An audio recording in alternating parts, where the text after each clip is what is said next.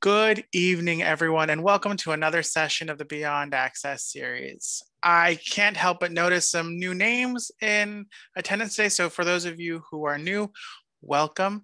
My name is Jose Rios Lua. I'm the Director of Family Empowerment and Communications for the Division of Specialized Instruction and Student Support. Tonight, we're back again with Dr. Wexler talking about executive functions. And so as in every night, you all have an opportunity to ask your questions throughout the presentation using the Q&A function. We also have some dedicated time towards the end to go through your questions and answer some live in person. So please feel free to ask those questions at any point so that we can get to them.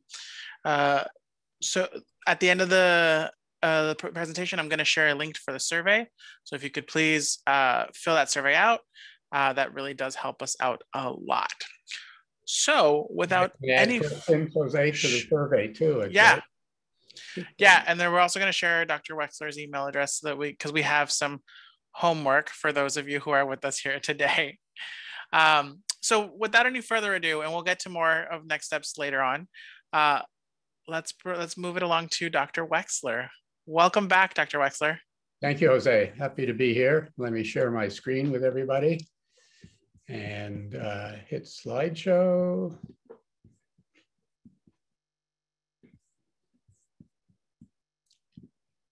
We all set? Jose, can you hear me? Yep, we hear you and we see your slides. Terrific. Okay, let me add my welcome to Jose's for those of you who've joined these sessions with me previously. This is session number 4, and those of you who are joining for the first time.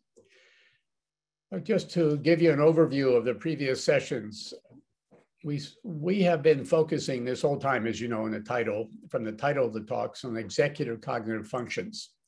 And these are a set of cognitive skills that are essential for managing your emotions, your behavior, and for learning, including, for example, focused attention, self-control, flexible thinking, and memory. And executive functions are necessary for much of what we do every day: to analyze situations, plan and take action, adjust actions as they need to be adjusted to get the job done, focus and maintain attention, switch attention from one thing to another, control yourself, remember what you're doing and how to do it, and manage time. I know I'm speaking a bit fast for our translators, and I'll go more slowly as we move into the content, but I'm reviewing things, so that's why I'm going a little more quickly now. And executive function development is compromised in many children who learn differently. For example, children with ADHD or ASD, autism spectrum disorders. And these EF, executive function limitations and characteristics, impact school performance, as you all know, and home life as well, often creating challenges, stress, frustration, and even anger for parents. And the main point of my first session was that you have to take care of yourself as a first step in helping your child, and to recognize that this situation that your child brings to him or herself and to the family of being an individual who learns differently and does not have, has some limitations in their executive functions is stressful. I then spent the session giving tips and tools for fun ways to enhance your child's executive function. And last time we talked about harnessing the brain's neuroplasticity to improve executive function. Now tonight, I'm going to make some comments on diagnosis in psychiatry in general, because what we're going to talk about tonight from a little more of a scientific and medical point of view are 2 diagnostic categories: attention deficit hyperactivity disorder, ADHD, and autism spectrum disorder. And for both of these, we're going to talk about the fact that there are different types of these disorders. We're going to talk about behavioral manifestations, cognitive function manifestations, brain function measures that are used to characterize children with each of these diagnoses, and treatments. Non-pharmacologic treatments are really the mainstay, and we'll focus on that. But for children with ADHD, there are also options of pharmacologic treatment. For children with the spectrum, autism spectrum disorders, there are no treatment, no pharmacologic agents specifically for the purpose of treating autism spectrum disorders. So I want to help you understand something very important about diagnostic categories in psychiatry. Diagnoses are based on types of behaviors and subjective experiences. And both of those things we call symptoms. If you're looking at the diagnosis of depression, you're talking about feeling sad, but you're also talking about having less energy, having trouble with sleeping. So same with these disorders for children. In ADHD, we'll be talking about trouble paying attention and behavioral manifestations of that. But from the child's point of view, there are also subjective experiences of that. So how do we make a diagnosis? Well, in psychiatry, diagnoses are made by committees who sit around a table and decide what symptoms to put together to define a diagnosis, and then how many symptoms are needed to meet the diagnostic criteria. So why is that? Why aren't there diagnostic tests? The reason is because we don't know enough about how our brains work to have tests to identify why a person has symptoms. So instead, we're just left focusing on the symptom level.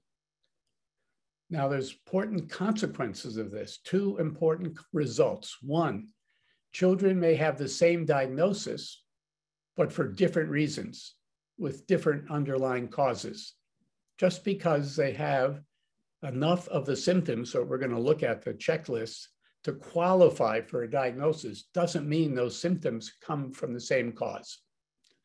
The second result is, since children may have different basis for their symptoms, different treatments and different interventions are helpful for different children, even if they have the same diagnosis. So please keep that in mind. So treatment in psychiatry, what's it consist of? Now, I've just made the point that different treatments and interventions are helpful for different children, even if they have the same diagnosis. Do we have a question here for the audience, Jose? Unmute myself. Yes, we do. We're going to do a poll. So if folks can take a few moments and answer the following poll. And the question is, every child with the same diagnosis should get the same treatment. True or false? True or false? There's 90 of us in the room and 47, 50 have answered. So, and all right. And with about 70 folks in, we're getting 99%, or sorry, nope, 97% false. False, you said, yes. Yes. But that is correct. And I'm glad. And the reason, I know that this was a pretty straightforward question, and the answer is sort of up here on the slide itself, right? Different treatments, interventions are helpful for different children, even if they have the same diagnosis. Just so important. I want to pause now at this, right at this point to really emphasize it and make sure that everybody was on board and got that point. So what are the next implications of that? Well, treatment is empirical. What do I mean by that? I mean that you have to try things and see what works. So how do you do that? How do you start that process? There are three key parts. One, you have to know the options. So how do you find out as parents the options for treatment? So professionals can provide information. That's their job here. Professionals provide information to families about what are the treatment options. And we call this in medicine, this process, shared decision-making. And it's become much more important because we recognize that the families, the patients, are ones who have a big role to make in the decision as to what treatment they want for themselves or their children. And the doctors, professionals don't have all the answers. And that's a change. I mean, maybe 30 years ago, the idea was the doctor's the expert. People go to the doctor and the doctor tells you what the treatment is. You should be comfortable with asserting your role in a shared decision-making process where you ask the professionals to provide you information about what are the treatment options. You can ask them, how effective are the treatments? And they should know the answer, and they should not be uncomfortable answering that for you. And then you make the choice. So that's shared decision-making. Professionals provide the information, families make the choice. Now, since it's empirical, we have to try things and see what works. You should have a plan to monitor and determine the effectiveness of the intervention or treatment even before the intervention begins. And that's another thing, you should be comfortable talking to your collaborating professionals. So I'm broadening this now beyond just the doctors you might see and the other clinicians you might see, but also to the teachers you're working with in school and who are working with your children and seeing them in school. You want to have a shared plan to monitor and determine whether an intervention is being effective. And then you can decide to continue it or try something different. Now, there are two different categories of treatment to have in mind. One are compensatory treatments. Those reduce the impact on function and success in life of whatever the underlying problem is. And there are behavioral strategies that are very effective for that. And we've talked about some of them before, but for example, if someone has a problem with memory, they should learn to write things down, right? They should carry a pad with them or use their phone to make notes. They have to develop that compensatory strategy because it couldn't necessarily fix their memory. And then there are medications also, but they are put under the category of compensatory. They're not curative. For ADHD, medicines are not curative. Antibiotics can be curative if you have an infection, but medications for ADHD are not curative. They're just another compensation, and we'll talk more about that. Now, we would all wish to have curative treatments to fix the underlying problem, and that's where we really don't have nearly as many as we want. There's a new category of treatments of which I'm familiar, and we talked some about last time, and we may have time to talk a little bit tonight. It's called digital neurotherapies. And there you're saying that these problems, ADHD and ASD, are neurodevelopmental problems. The brain is developing in ways that are not typical. And so we want to try and participate in that brain development and growth by giving stimulation to certain parts of the neural systems so that that can help the brain direct its course so the brain actually is healing itself through natural brain growth. And interventions like digital neurotherapies, but also like the compensatory behavioral treatments, they allow the child to get some practice, some behavioral routines that can first compensate for their problems, but then they can internalize those things. Their brain can actually make those compensatory processes, those behavioral tools that we teach children in these behavioral interventions. The brain can make those part of the repertoire, the ability of the brain itself. And there we're moving more towards curative. So please, if you have questions about any of this, as Jose, please write them in, because even if we don't get to them today, the next session in the series in May is entirely devoted to your questions, and I'm really interested in hearing from you. Okay, so let's move now. Get my cursor back so it'll show my slides to ADHD. How do we make the diagnosis? Dr. Wexler, before you hop forward, there's a question about the treatment you just spoke about, and there's the question is this treatment typically covered by health insurance? So the treatment of digital neurotherapy, it really depends who's providing it, and whether it is put into the context of a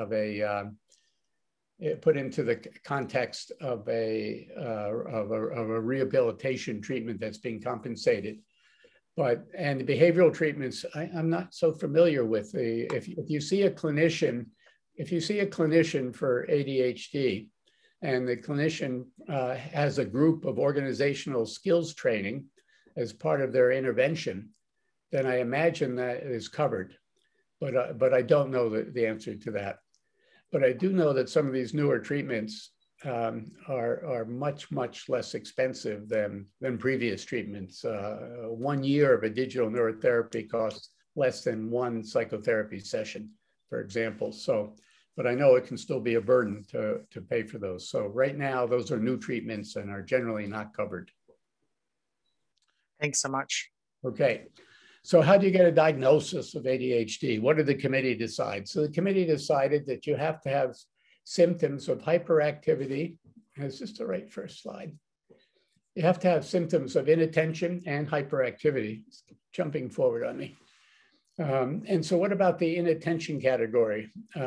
This is what the committee decided, you need a minimum of 6, but you can have more of these inattention symptoms, but they have to be present for at least 6 months. They have to be inappropriate for the child's age. And you'll see they have to interfere with function as well. So here's an example, but here's a list of them. These are the official criteria, but you'll see these are just the things that we've been talking about in the executive function series so far. Child often fails to give close attention to details, so they make careless mistakes in schoolwork. Has trouble holding attention on a task, even a play activity. Often does not listen when spoken to. I had a slide in the very first presentation for the frustration for parents, and the picture is a parent with a big megaphone, a microphone, talking to their child who's just standing there staring off. How frustrating that can be.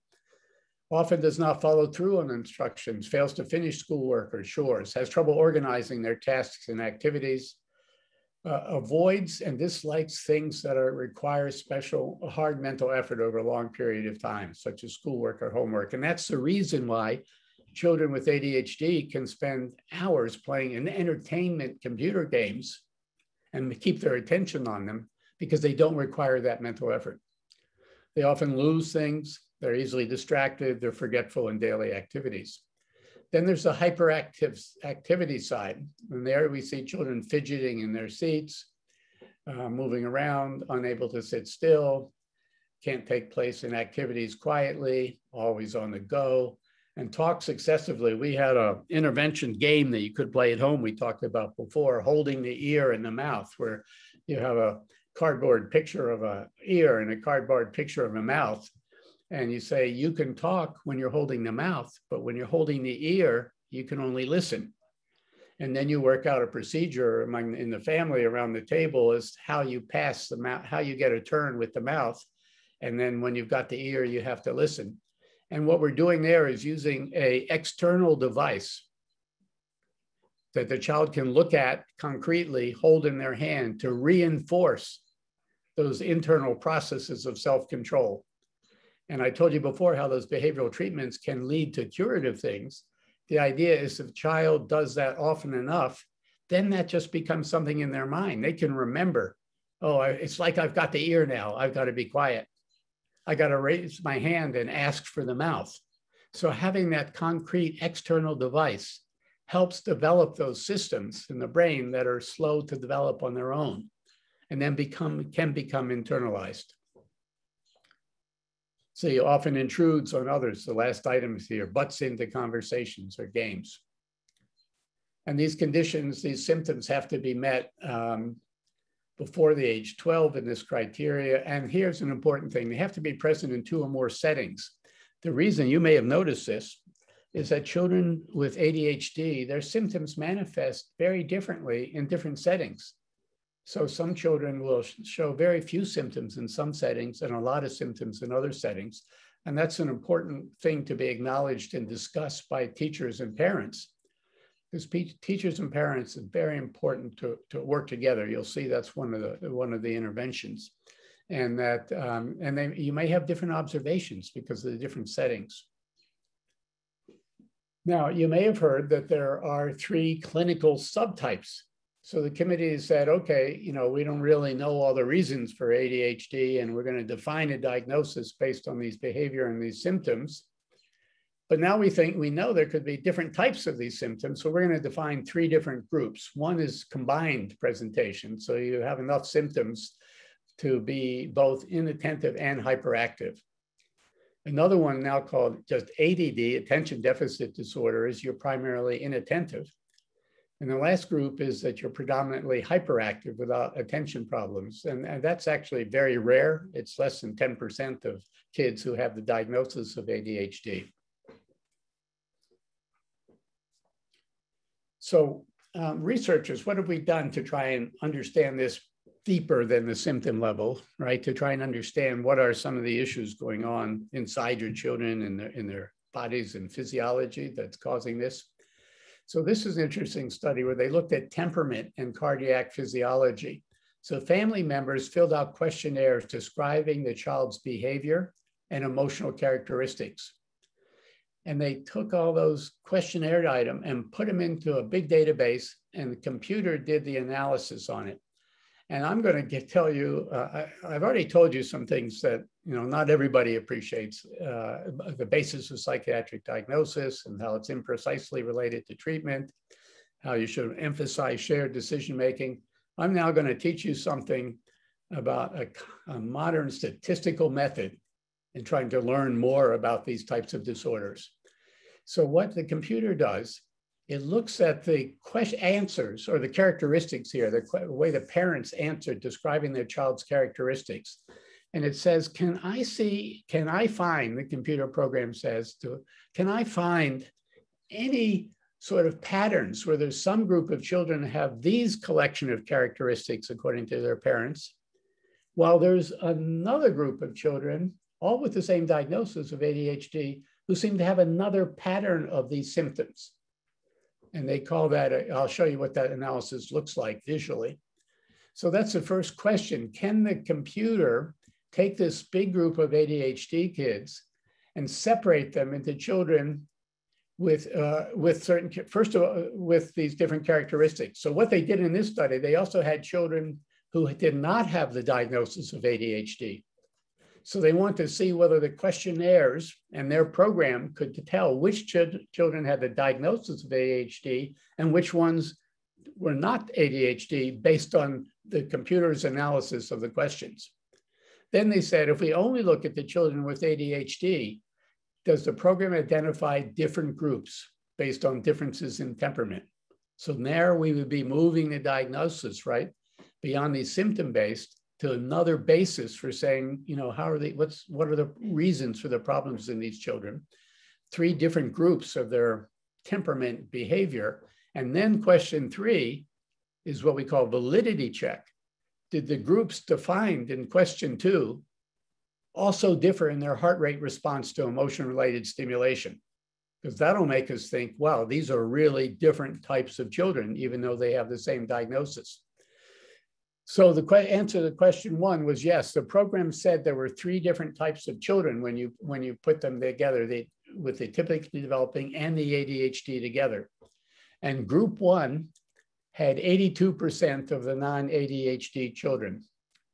So that means that there were some non-ADHD children, actually 18%, who ended up in groups with the ADHD children. So the program is not 100%, as you can see. But scientists are happy to be able to get this level, what we call specificity. So there were only 13% of ADHD children in what the program said was group 1. That group then was almost all made up of non-ADHD children.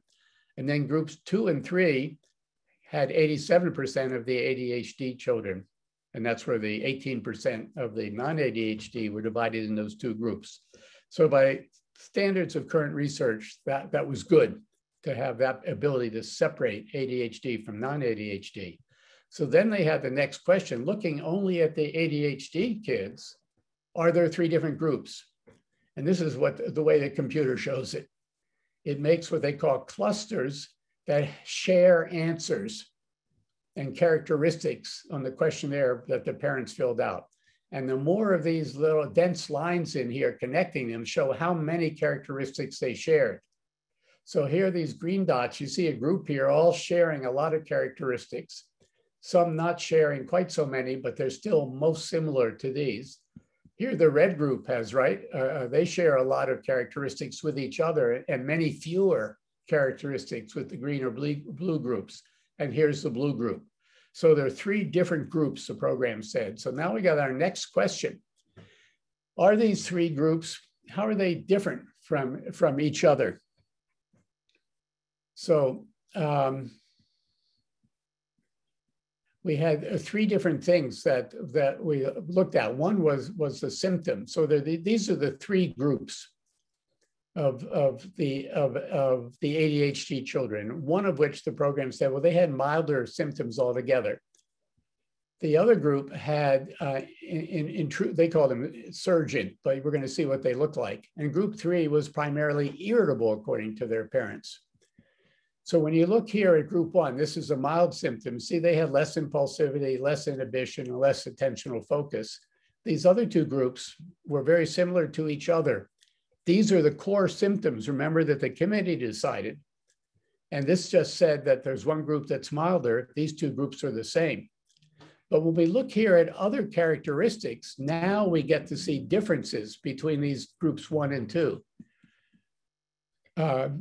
Group 1 showed a lot more symptoms of, just trying to remember which way the scale goes. They had more symptoms of shyness and higher activity levels.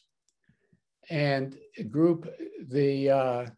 that was the surgent group, and the irritable group had less social affiliation and less emotional reactivity other than being irritable. So I'm sorry, I'm not saying this as clearly as I wish I could, but I want to, what I'm pointing out to you is that we could set this, the computer had identified these groups, and this is what they differed on. One of the mild group still was milder, close to zero. Zero is close to the normal on this, to the typically developing. And one of the ADHD groups had a lot of, they were socially affiliative. That means they connected well with other kids, but that they had a lot of emotional reactivity. And that was this group here, affiliated. Well, this group did not affiliate with other kids, and they had more of we're going to see what type of emotions they had over here. This is a group that had a lot more negative emotions, and the negative emotions here, we're talking about sadness, fear, and discomfort and anger. So what we're talking about is these are all kids with the same diagnosis of ADHD. According to their parents, they have different sets of characteristics. And the different sets of characteristics show you here. One group is much more with negative emotions, and they have low social affiliation. They don't get along well with the other kids. And so that's a type of subgrouping. And then when they looked at their nervous system responses to see how much their nervous system changed, their heart rate changes to emotion-related stimulation, they're seeing that the group here that was most irritable had higher responses, as did the milder symptoms group, had higher responses in their pulse rate, in their sympathetic nervous system, than did this surgent group, as they called it.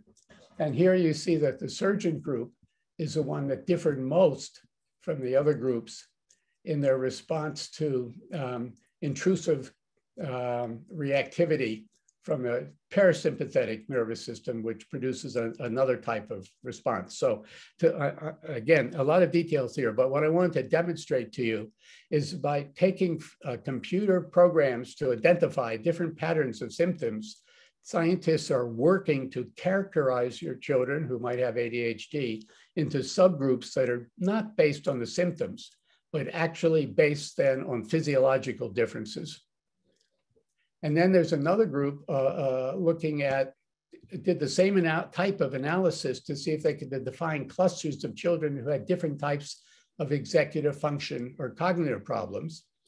And here's one group turned out to have bigger problems in response inhibition and variability of response, while another group had slower responses and had more mistakes when it came to cognitive flexibility. So we talked about executive function as being a problem for children with ADHD, but we're seeing even here, we can start to define subgroups of children. And then the reason this is important is this might make for different types of treatment, right? If your child has an irritability problem, there's a certain emotional control training that could be possible. If a child has slow information processing and trouble making transitions from one type of task to another, there's a different type of intervention that might help them compensate and help their brain systems develop. And then then it would be for a child who has a response with a problem more with self-control and consistency of attention. So that is the whole goal of the type of research that's going on to identify, to improve our diagnostic system. So what type of interventions exist now for, Jose, are there any questions you want me to address right now? You're muted, Jose, if you're trying to talk to me. You know, it happens to me all the time. So there's a couple of questions if we can pause for a second. So folks are wanting to know if you could share a little bit more about the characteristics of groups 1, 2, and 3. I will try, and I apologize for not being quite as conversant with this data as I was when I made the slide. I'm sorry, because it's not my own research. I think that the main thing that we want to look at here is this shyness characteristic.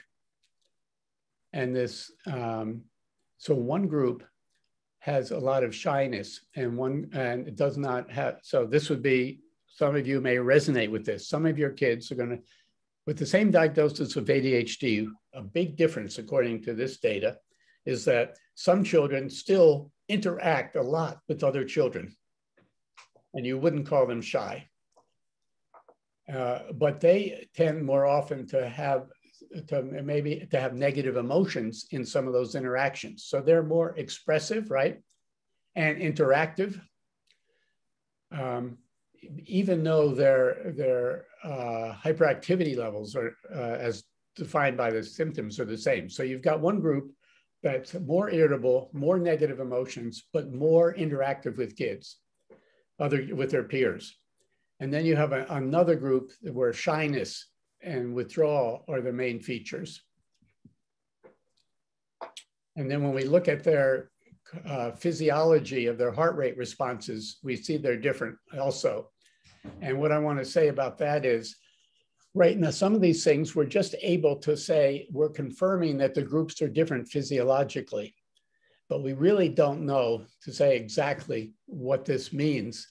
The fact that they have less of a sympathetic nervous system response than other ones. So I'm sorry, I can't answer that question better.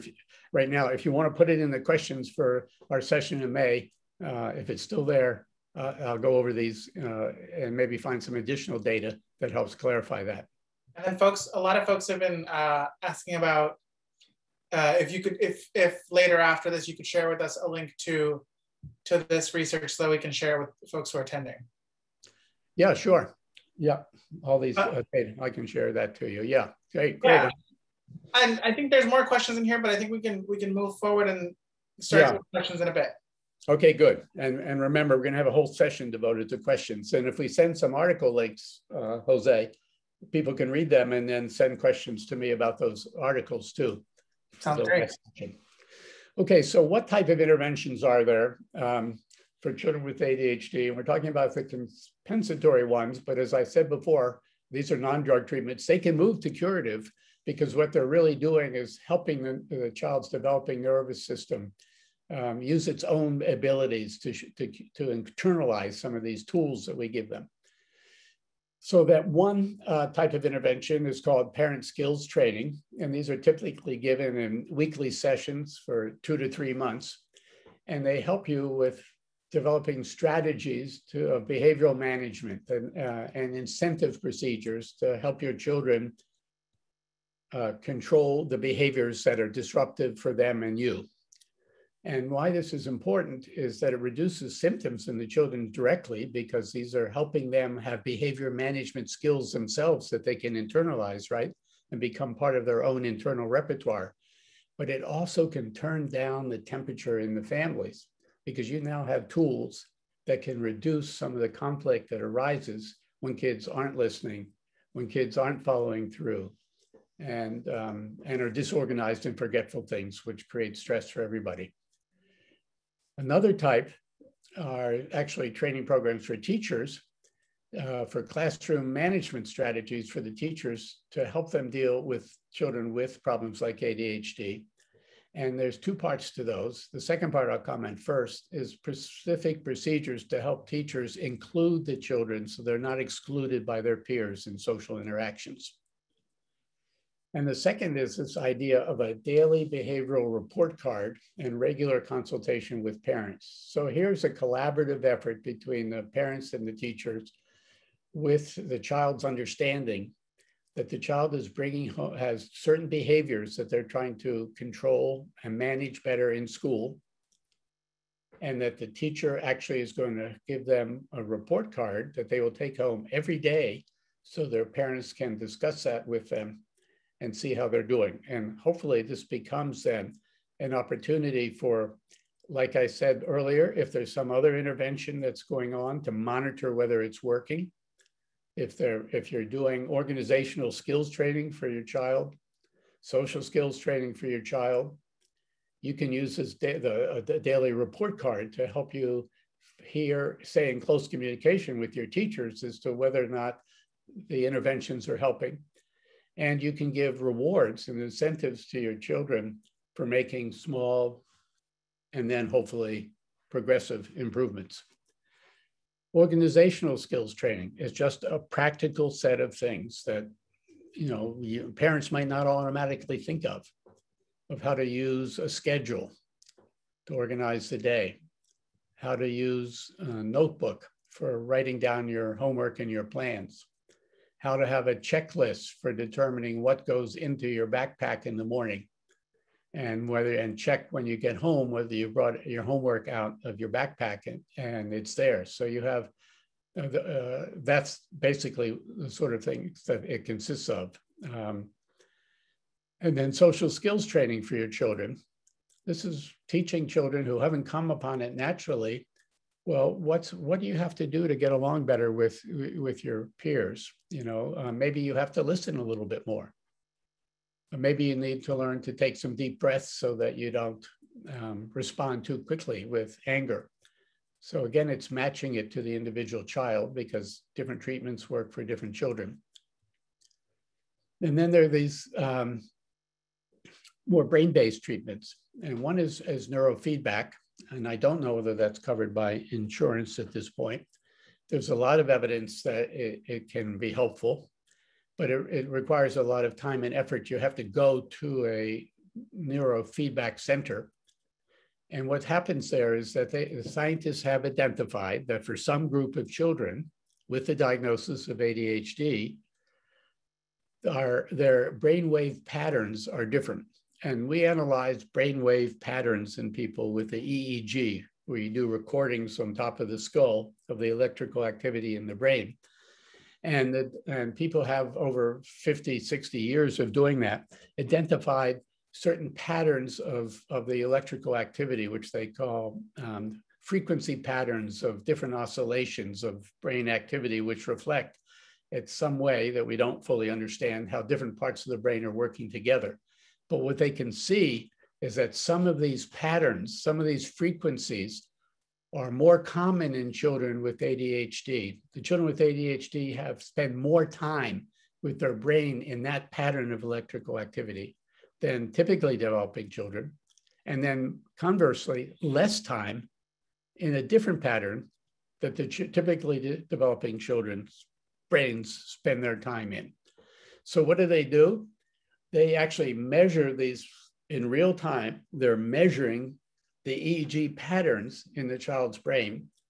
And every time the child's brain goes into the desired pattern with more of the frequency regulations, fluctuations that typically developing children have, every time that happens, they see a meter go up or a car move faster on their computer screen. And what they learn to do is their goal is to make that car move faster.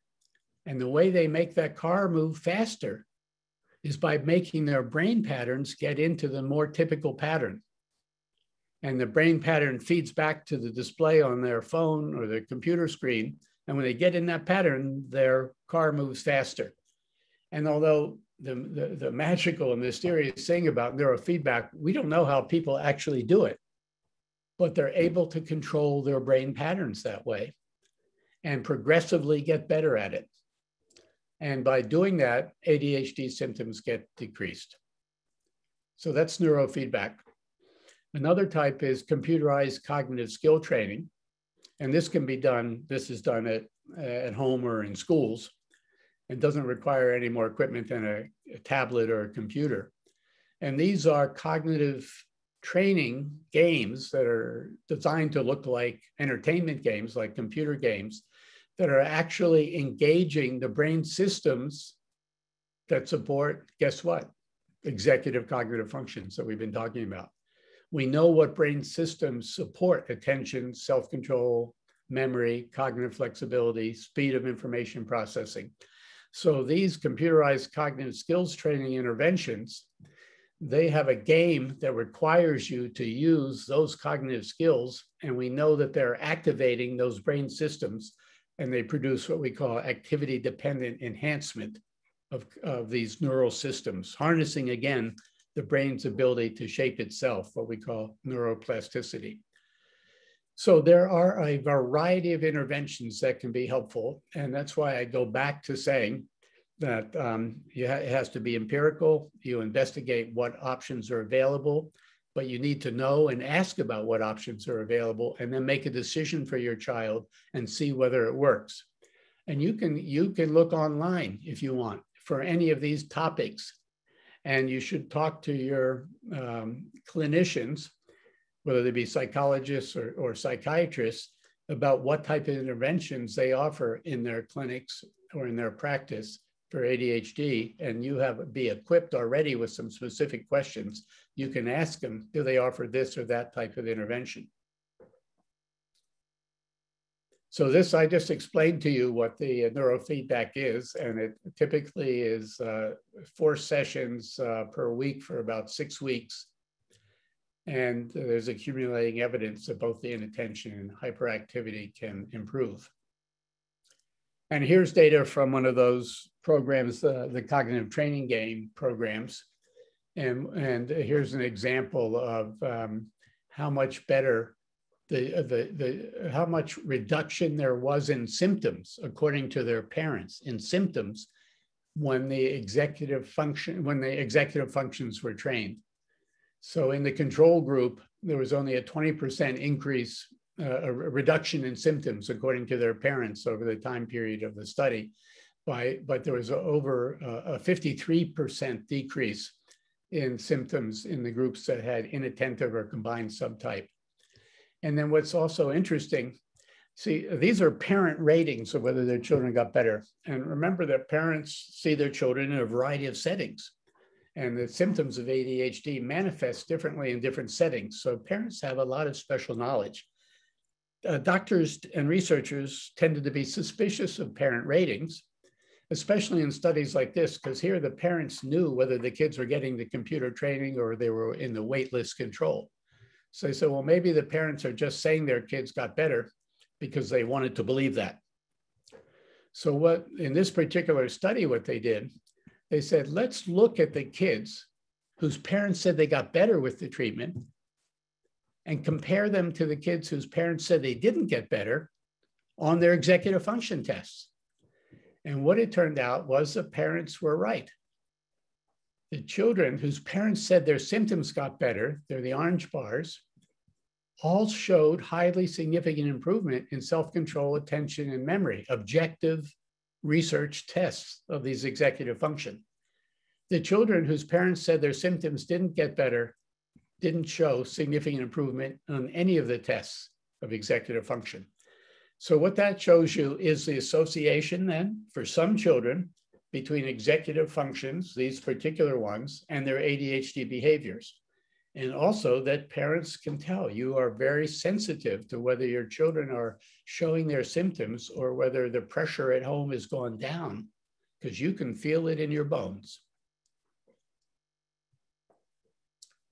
So Dr. Wexler, there's a question in here that's I think we should pause and address. Someone is sharing. So video games feels counterintuitive to that person because I feel like video games now cause an increase in problems. Right. It's a great question. And so some people say, oh, technology is bad. Screen time is bad. It depends on what the technology is doing. Let me give you an example. Let's say you would like children to read more, right? Many people are worried children aren't reading as many books. Well, what if I told you a child was spending 2 hours a day reading books, but it was on their computer? Would you be worried about their screen time? So it's not per se the technology, the screen time, it's what the technology is being used for. Now, the people who design computer games have one goal in mind: for the kids to use the games over and over and over again. And they actually activate sections of the brain that are associated with addiction. And the reason that kids with ADHD can play them so well and keep their attention on it is because they're constantly stimulating and arousing. Remember, one of the symptoms was that children with ADHD have trouble maintaining their focus and their effort when things are not interesting and stimulating for them. So in this particular study with which I'm familiar, the cognitive training games, the kids with ADHD said, these are really lame. These aren't what I want for computer games, because they weren't high stimulating, high arousal entertainment games. They are actually cognitive exercises that make you sustain your focus when things aren't happening and work your memory constantly, that your executive functions, and they take a whole lot of effort. So I agree that many computer games can be problematic and too much screen time can be problematic, but it depends on what you're using the technology for. And certainly, I, as a research scientist, will not say that the only people who can use technology and attractive games on a screen are people that are doing it just to make money. I'm saying quite clearly that we as physicians should take advantage of the technology, and we actually call it neuroscience-enabled technology, technology-enabled neuroscience. So it's a good question, but I'm pretty strongly of the opinion that we want to own the technology ourselves and use it for children's good. Dr. Wexler, do we have time for more questions now, or do you want to get through some slides and get to Yeah, we got to get through some slides because I want to talk about the autism spectrum disorder. All right. Quickly about medications for ADHD. They're not curative. They have side effects. It's definitely a question of personal choice. But the data is that for a fair number of children, and some studies say as much as 70%, children can pay more attention when they take the medicine. And why is that good? Well, it means they don't fall as far behind in school. They can actually learn more in school. Their self-image can be better. Their social interactions can be better, right? Because they might have more self-control. And then if they're participating in these non-pharmacologic treatments like organizational skills training, they can get more out of it if the medicine has helped them pay attention to the organizational skills training. So medicine is a reasonable thing to consider, and it's a reasonable thing for people to say, but personally, I don't want it because there are side effects. But it's something, again, to be informed by your doctors, and also trial and error. If you want to try it, but have a plan to see whether it's helpful or not. So you know, and you just don't continue it indefinitely if it's not helpful.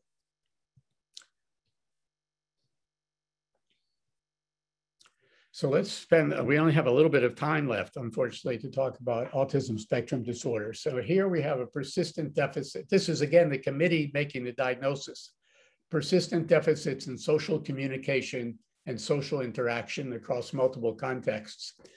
Let me say right now that in the final session, if it's all right with the New York City folks, I can actually start off with a bit of a formal presentation, and we can define that, Jose, in the communication and the schedule update on ASD, because I don't want to give it short shrift right now. But I will say some things for people that are on. So next time will sort of be divided in half, between a presentation more formally on ASD and then talk to the expert questions about anything of the whole series on executive function. But let me, for those people who tuned in tonight because of autism, let me spend, if it's okay, Jose, the last 4 minutes just on autism and not take any more questions tonight. So we're back now to how did the committee define this diagnosis? And a key feature is persistent deficits in social communication and social interaction in multiple settings. And this is seen by not being reciprocity in emotion, that is, that we don't go back and forth with our emotions, having trouble approaching people interactively, nonverbal communication behaviors ranging from eye contact and body language are not what we would consider the normal ones or the usual ones for social engagement. And then it's associated then with difficulty often in sharing an imaginative play and making friends. And then it's also associated in some children with stereotyped or repetitive behaviors. And here we're talking about a loss of cognitive flexibility and a loss of behavioral flexibility. And just as I said before, these for ADHD, some children have some of these characteristics and some children have other ones. And you just need to have a couple of them of each of these categories. You see at least two of the following to make the diagnosis. So that's the symptom base, but what has research showed us? And it showed us that children have a problem with on the spectrum with several of these features here. There are key ones. One's called theory of mind. It's knowing what other people are thinking and understanding what emotions the other people have. And there's a game here that you can watch on YouTube yourself. It's called Social Attribution Test. And I'll play this in the session that we have, the final session, but you can look at it in the meantime and look up Social Attribution Test and search it, and you'll see what that consists of. And children with ASD do not attribute emotion to the characters that are in this little video. And motor clumsiness is another interesting feature that has shown up repeatedly in research for some kids, at least on the spectrum. And it's partly interesting because if you remember, the symptoms that the committee described have primarily to do with social interactions. Another thing is there's marked differences in this children on the spectrum. I mean, just taking IQ, for example, it ranges from 45 to 145 with children with the same diagnosis, autism spectrum disorder. And there are decreased attention to the social cues that's been documented and decreased executive cognitive functions. And the last thing I'm going to show you is some of the type of data that illustrates this problem with paying attention to social cues. So in this is studies that were done with children in the United Arab Emirates, children in the US, children in Bangladesh. So it's just cross-culturally, children who get this diagnosis don't pay as much attention to people's eyes when they're looking at them. And in this particular study, there were video clips of people interacting, and they can track people's eyes like they do the children to see where they're looking, like they do in this study of faces. And they saw that the children, typically developing children, spent significantly more time looking at the eyes of the people in the video than did children on the spectrum. You'll still see that children on the spectrum did look at the eyes, but not as much as typically developing ones. Here they did a study, you can't see it very well on this slide because it's too small, but they have a building here and they just put a picture of a face here. And they looked at where did children look and they at this building, and typically developing children, they looked in this part of the building, this prominent front part here, but they also looked, they spent all their time looking at this face. And the children with on the autism spectrum disorder looked only here, and they didn't get over here. Here's just another way of looking at the gaze pattern. Again, the typically developing children, they spend a lot of time right on that face and hardly any time by the autism children. It did not capture their attention. This is another study where they had children look at faces and look where they looked. and that you can see that the autism children spent, this is average fixation for typically developing children, was mostly on the eyes. That's where you see the intense red there, intense red. And then next most on the mouth, while the children with autism spent the least time looking at the eyes. They spent looking around the whole space more, and they spent more time looking at the nose than they did at the eyes, which is very different from the healthy subjects, or I'm sorry, typically developing subjects. So what I tried to do, just to finalize tonight, this is another one of those efforts to divide children with autism into different groups. And we'll talk about this next time, because I've taught you what these type of cluster analyses of data are and how we validate them by looking at other things. So we'll go through that later. Now, there are multiple interventions for children with autism, which are based on behavioral interventions. And the challenge here is they take months or years to have effect. And you have to be patient and you have to stick with them. And we could talk some more in the next session about what some of them are. And there are research support that they work. And we'll go over that. This is just showing changes in brain response to the faces, just the thing that we talked about after an intervention.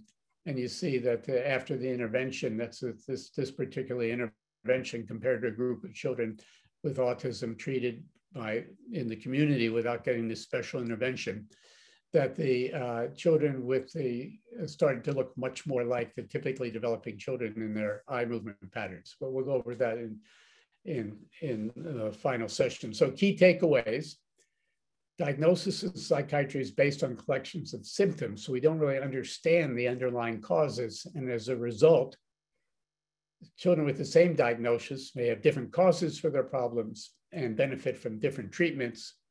One size does not fit all for treatment in either of these conditions. Shared decision-making, you as parents, be informed, ask questions. It's your right to do that, and you should be working with professionals who are comfortable with informing you and letting you play an active role in what type of treatment is best you want for your child. Create a treatment plan and then create a plan to evaluate whether the treatment is working before you even start it. And there are a variety of treatments available for both children with ADHD and ASD that are primarily behavioral-based skills treatments with help children function better, but also create the possibility that their brains can internalize these tools that they're taught and actually become curative.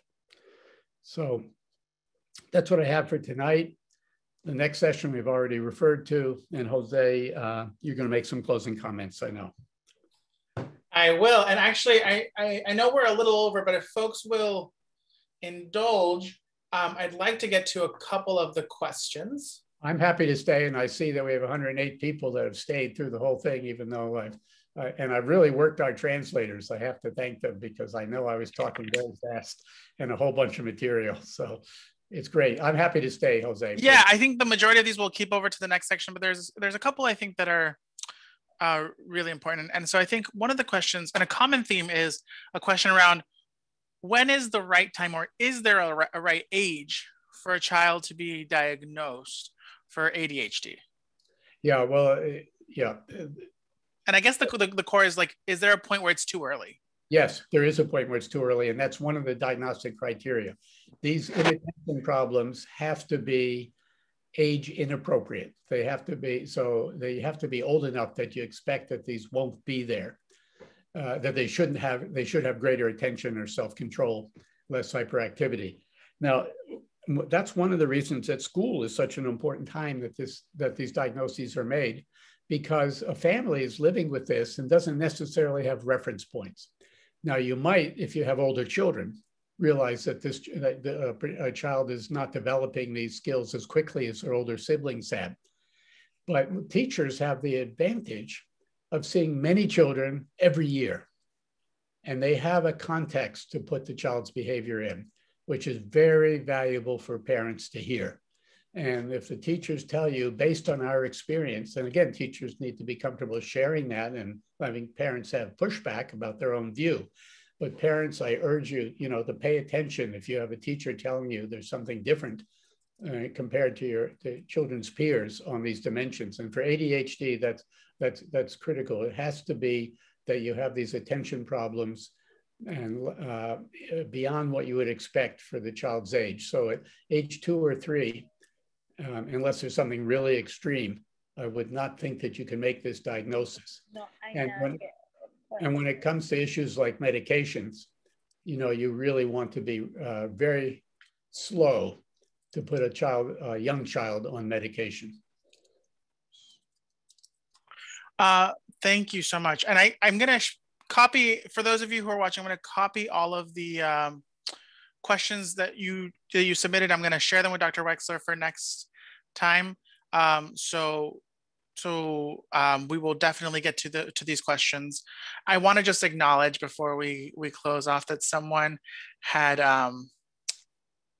shared that they're not a fan of curative treatment because they're not looking for their child to be cured. And I just wanted to uplift that and say, I hear that. And I think there's a lot of families and folks who feel that way. And I think the more we look at the different supports and treatments as ways to support children versus cure children, that'll help us go a long way when we talk about it in communities. Well, I really appreciate that feedback, and I understand that. And just to clarify what I'm thinking there, I said that we're aiming for what we call these compensatory tools, and what I really meant there is that we want these compensatory tools to become internalized in the child. And the Russian psychologist Vygotsky talked about how an interpersonal process becomes an internal structure in the child's own mind. And that's what I was trying to get across, that these tools that you're talking about, Jose, to help people make their lives richer and better in ways they want to. We want for the children to be able to have those tools inside of them so they carry them with them. And that's what I was referring to.